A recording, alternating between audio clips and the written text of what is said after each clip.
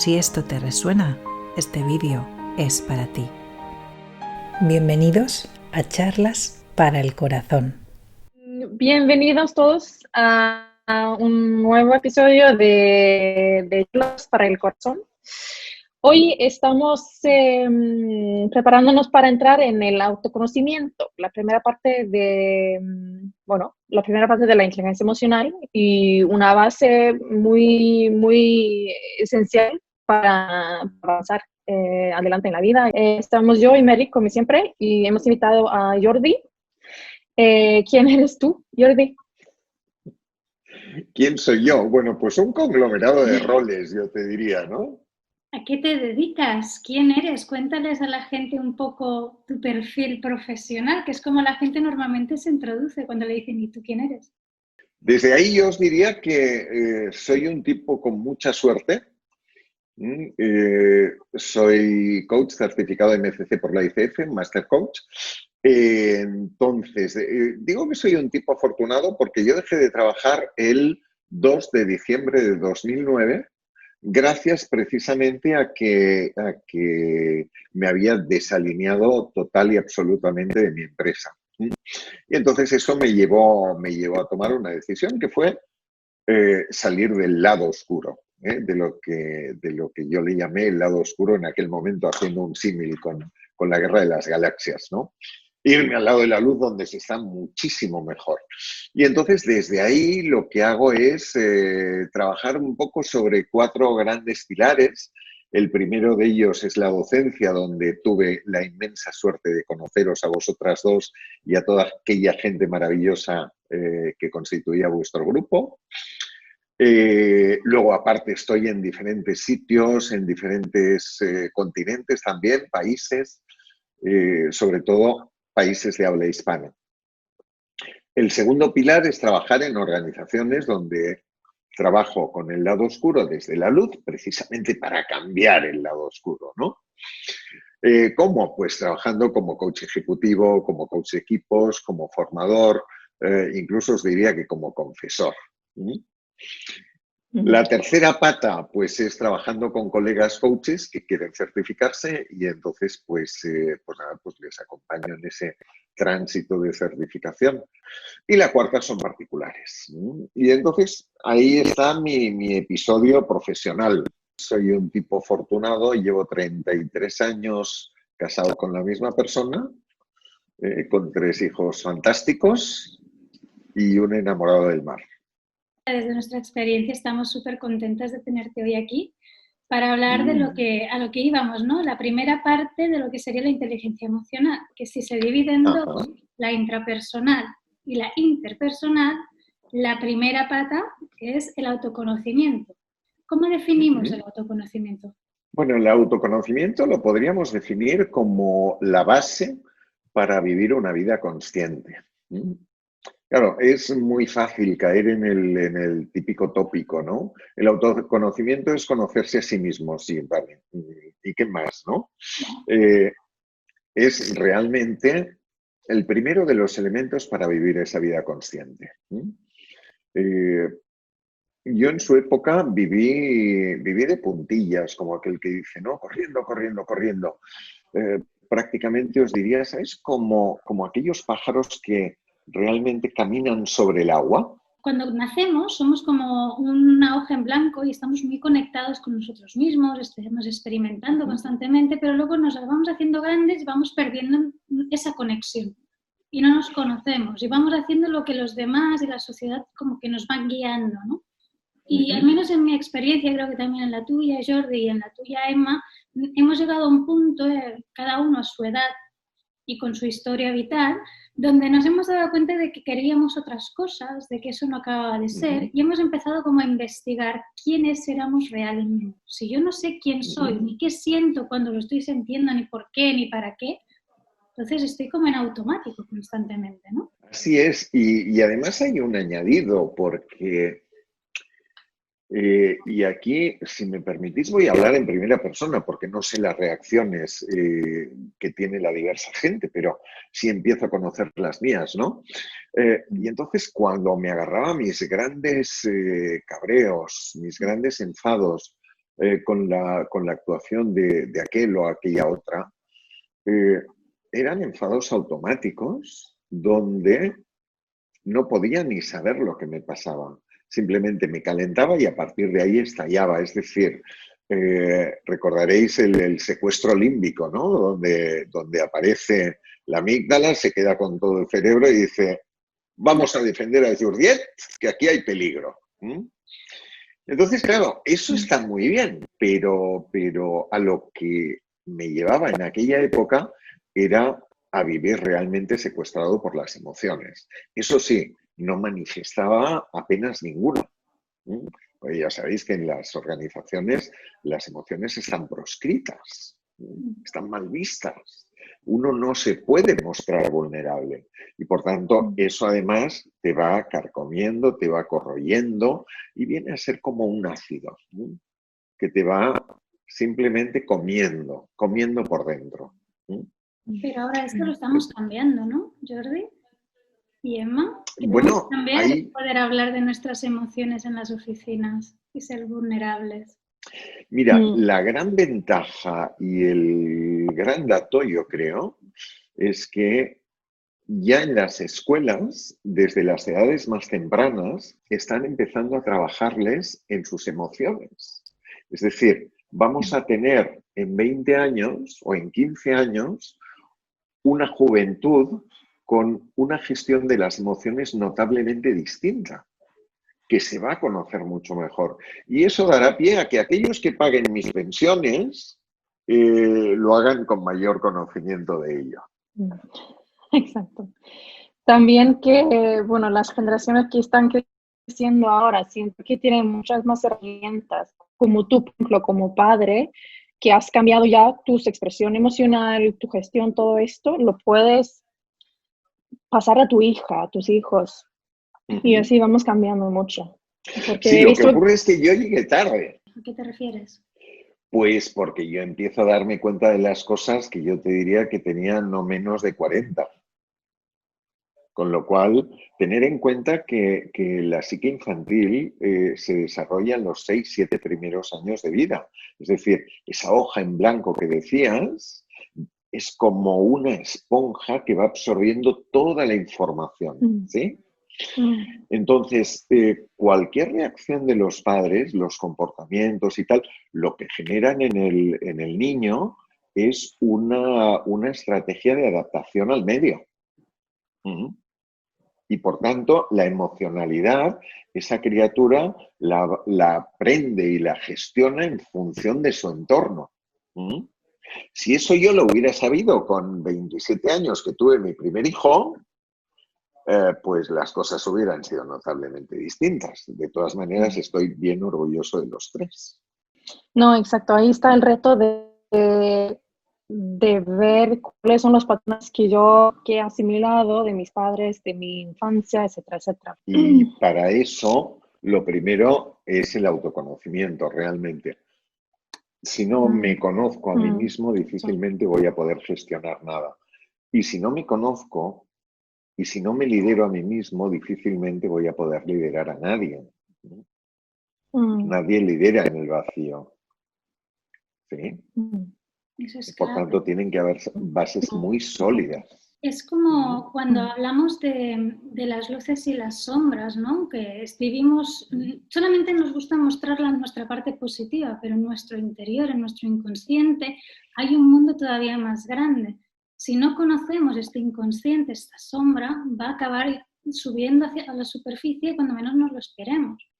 Mira, con eso que dices de las sombras, la psicología junguiana, precisamente, nos invita a explorar las sombras y ahí a la gente que nos esté oyendo les invitaría a explorar un poco en la literatura de Jung y precisamente en la parte de las sombras, ¿no? Que a fin de cuentas la sombra es aquello que no me permito.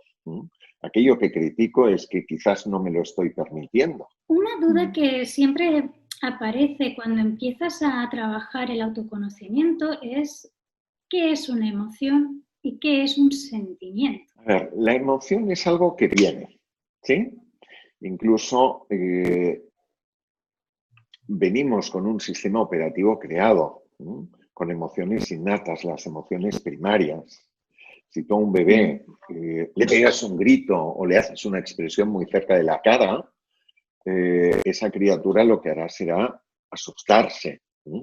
Ahí aparece el sistema operativo. Luego hay emociones secundarias que se van desarrollando a base de tiempo y de aprendizajes.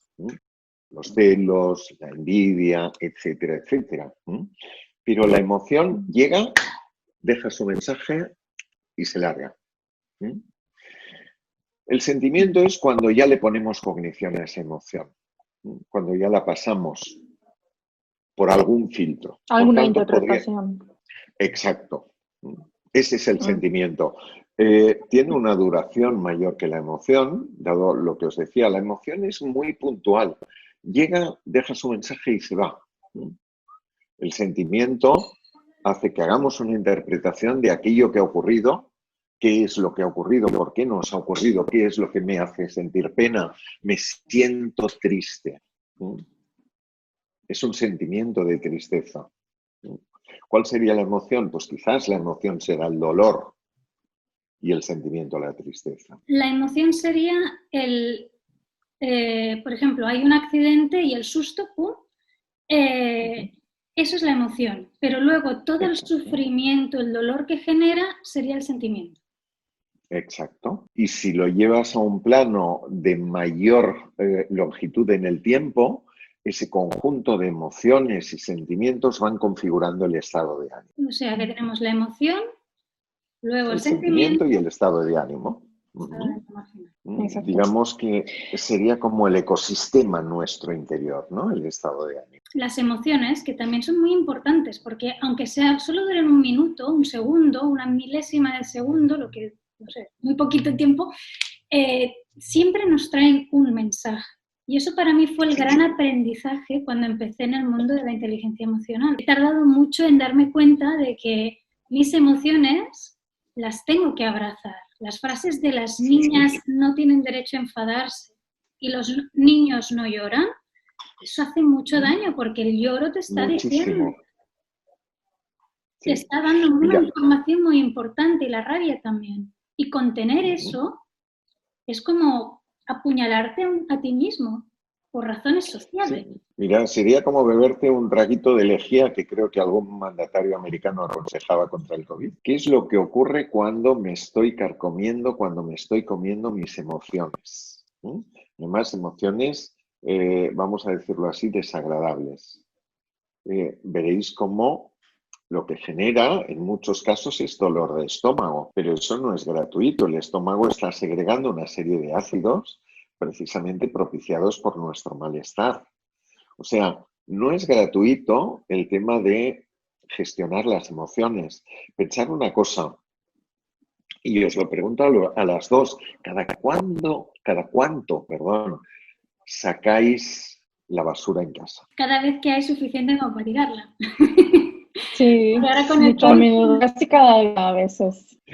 ¿Y cada cuánto sacáis vuestra basura emocional? Cada vez que hacemos las charlas para el corazón, a mí me va súper bien. Pero fijaros que aquí estamos eso nos dedicamos personas, para esto. pero de algún modo aquí estamos tres que estamos trabajándonos esto, ¿sí? Ahora imaginaros esa gente, nosotros mismos, antes de llegar a este estadio, donde íbamos paseando de puntillas por la vida. ¿Cada cuánto se saca la gente la basura emocional? Bueno, yo antes de encontrar lo que era la inteligencia emocional y empezar a conocerme, creo que la sacaba de golpe cuando menos me la esperaba. No tenía ningún tipo de control, me controlaba a mí. Sí.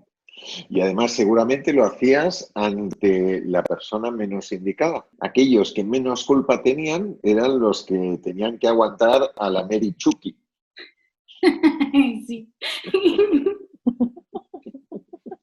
O a Emma Chucky o a Fuerte, Jordi que hemos Chucky, me da igual. pasado por el máster, ya te digo. Mira, a mí lo que me fascina con las emociones es el proceso de los estímulos externos e internos que entran en la cabeza y que pasan a la parte del cerebro reptiliano y allí va una reacción directa, normalmente. Ajá. Eso es lo que suele pasar, ¿no? Cuando estamos en el patrón de actuar como siempre, ¿no? Pero me fascina mucho que ahí está el poder, el milisegundo entre la reacción y el estímulo, bueno, la emoción que genera el estímulo, que ahí realmente está el poder de decir que, o bueno, llevar la emoción al neocórtex y poder pensar qué es lo que quiero hacer con esto. En vez de reaccionar, podemos actuar. Ahí tienes el cerebro emocional donde de alguna forma es la amígdala la que cortocircuita y dice, tienes que enfadarte, porque si no te enfadas el dinosaurio se va a comer, te va a comer. Claro, los dinosaurios, esos dinosaurios hace tiempo que desaparecieron. Todavía corren algunos, pero son de 2 patas y bueno, son más reconocibles, ¿no? Pero en cualquier caso, lo que sí es muy curioso es que esa reacción a la que aludes es visceral. Y ahí vamos realmente al autoconocimiento. Si me paro a observarme, podré ver cómo antes de un ataque de ira empiezan a pasarme cosas. Hay gente que dice, es que me Claro, sube por exacto. aquí, me sube por el cuello. Hay sudoración, hay taquicardia, hay visión de tubo, hay un montón de pequeñas reacciones viscerales que nos van avisando. Contra más me conozca, más fácil me va a ser reconocerlas y a partir de ahí decidir qué hago. Cuando oímos hablar de emociones positivas o emociones negativas, claro, aún estoy intentando descubrir qué es una emoción negativa. La emoción no es ni buena ni mala, es. Claro, imaginemos cómo sería o la parte positiva que tiene, la intención positiva que tiene una emoción, ¿no? Cuando pierdo un ser querido y me embarga esa emoción de tristeza, de dolor, me estoy despidiendo de alguien gracias a esa emoción. Mi llanto me ayuda a poder desprenderme de todo eso.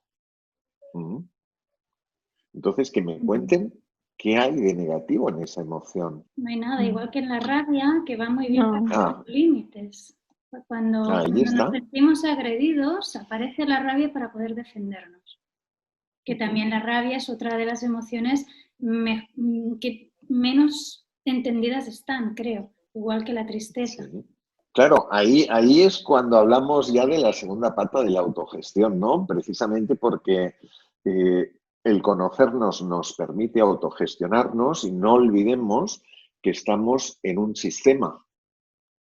Y un sistema necesita de unos comportamientos que, valga la redundancia, estén aceptados, ¿sí? Fijaros, si no, alguien que va gritando todo el día y que anda rabioso todo el día, lo que produce es rechazo y se queda más solo que la una. ¿Es mala esa ira que tiene? No, lo que es malo es el uso que hace de ella. Eso es clave. Entender esto es es muy importante, creo yo, porque muchas veces cuando alguien está rabioso es porque no sabe gestionar, porque no sabe por qué está rabioso o porque no sabe expresar esa rabia. Pero esa es la segunda parte, es la autogestión, ¿no? Que decíamos. Exacto. La primera es conocer bien que esa rabia está allí por algo. Ha aparecido porque esa persona ha sentido que sus límites han sido cruzados.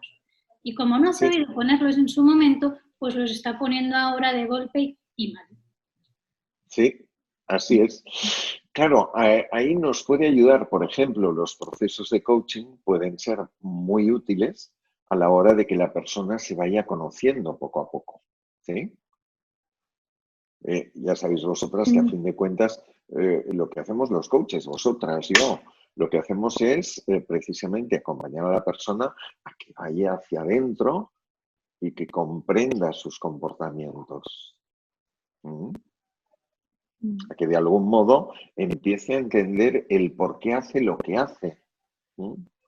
y desde dónde lo hacen.